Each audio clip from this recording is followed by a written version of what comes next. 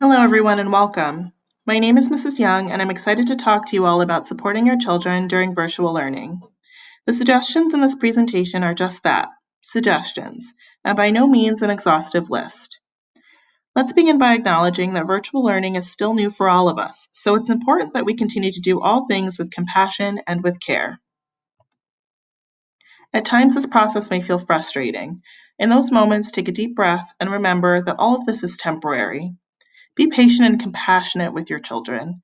It's okay if they're camera shy, if they're unsure, or if they're struggling. All of that is to be expected. This is still very new. And though all students will be following a schedule, wherever possible, be flexible and allow for breaks. It is hard to sit in front of a screen for an extended period of time.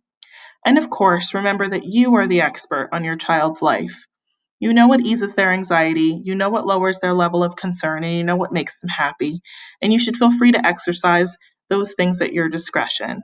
After all, mental well being and social and emotional health are just as important as academic progress. We also recommend that you establish routines and that you stick to them.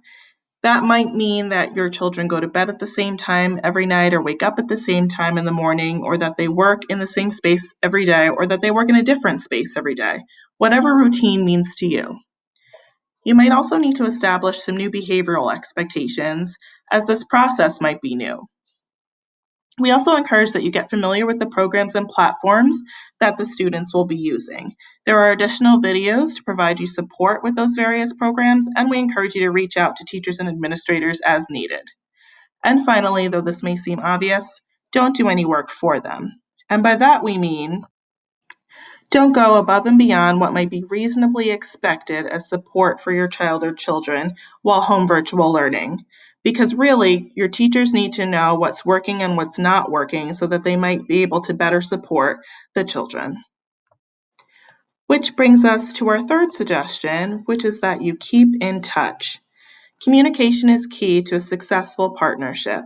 Communicate with teachers and administrators before you reach a level of frustration. And also check your email and voicemail regularly as things change day to day throughout this process. We'd also like to take this opportunity to remind you that there are learning experiences everywhere.